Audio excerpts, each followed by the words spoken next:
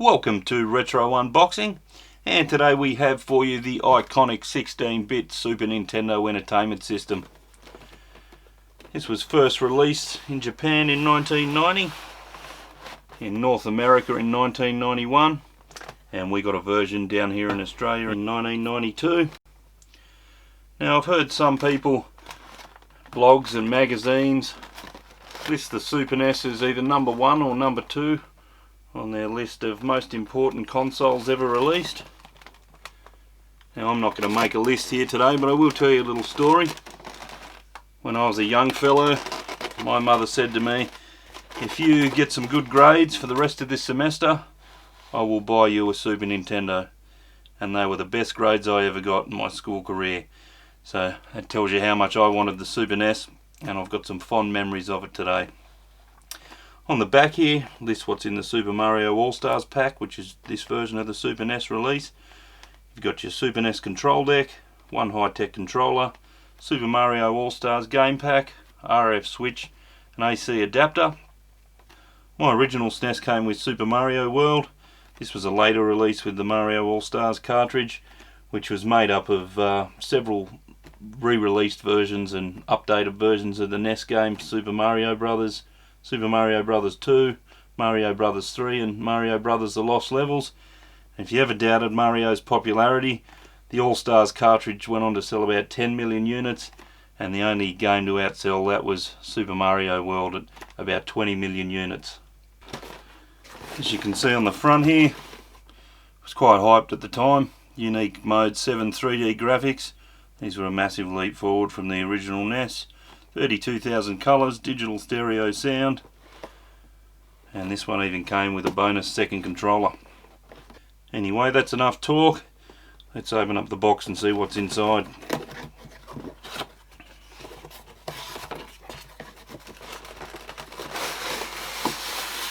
Inside this yellow box we've got your Super Mario All-Stars game cartridge.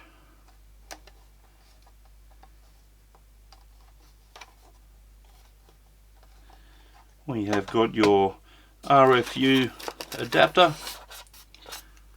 which we'll use to plug this machine in later on. Looks quite similar to the original NES adapter. We have got your power pack.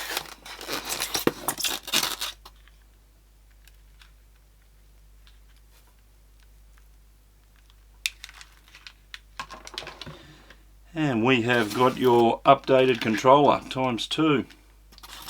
As you can see, they'd increased the number of buttons for the Super NES from A and B. We then went to A, B, X and Y, and we had your left and right buttons up the top, of course start and select, and at this point we were still operating with the little thumb cursor. Wasn't until the 64 on the PlayStation era we ended up with a little joystick. So we've got two of those.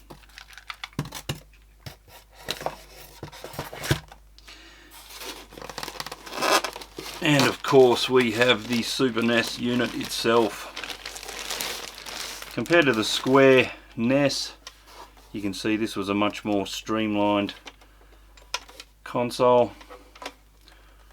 You had your power button on and off, reset button, eject button for the cartridge, power light. Inputs for your two controllers.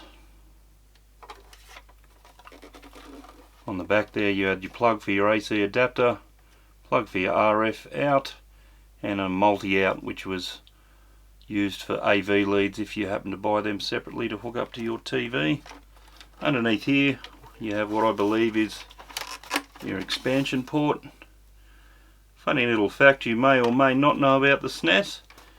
The Japan release actually had an add-on you could connect to this expansion port, and it allowed you to put a special cartridge in the top here, and you could receive exclusive games and on-screen magazines via satellite. So it was sort of like an early version of downloading a game. Also in the box here we have your manuals and brochures.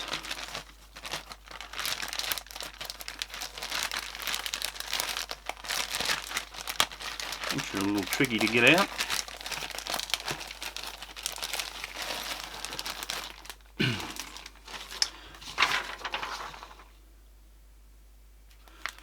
First off, you have your instruction manual. Have a quick flick through that. Tells you how to operate and set up the SNES.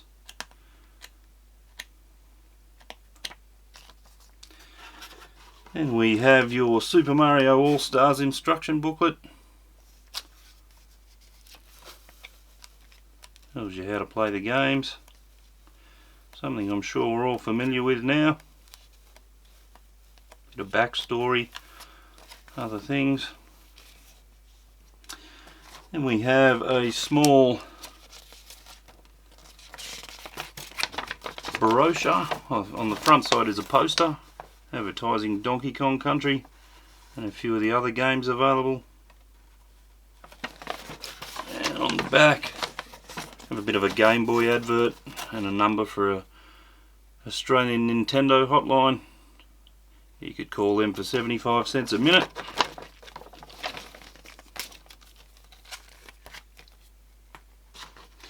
Also have a consumer information booklet, precautions.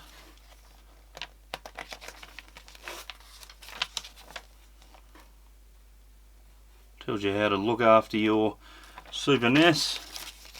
Got another copy of that just in case. And here we have the world's biggest instruction poster. Tells you how you can hook up a Super Nintendo. And on the other side we have some promotional stuff about some of the games. You could stick this on your wall, I guess. Some classics on here: Legend of Zelda, SimCity, F-Zero. So we'll plug this bad boy in, we'll get some games going, we'll show you what the system looks like all these years later. And on the topic of games, Super NES, I mean, it had some absolutely amazing titles. You had NBA Live, you had Mario Kart, The Legend of Zelda, first console release of Street Fighter 2, you had Donkey Kong, Super Star Wars, SimCity, Killer Instinct, NBA Jam, which I happen to have a copy of here. We'll have a look at that as well. And the list goes on. I could actually fill a whole video of great Super NES games. But like I said, we'll plug this system in and we'll see how it looks today.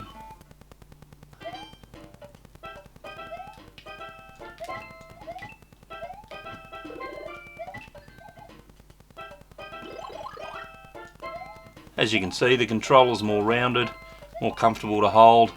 Definitely improvement on the NES controller. If you're an older gamer or you know your gaming history, you might remember the 90s. It was Nintendo versus Sega, and despite the Mega Drive getting a 2-year head start on the SNES, it went on to outsell it by about 20 million units. That said, you know, the Mega Drive was a great machine and we'll definitely have one on the channel soon, but it's hands down the 16-bit era went to Nintendo.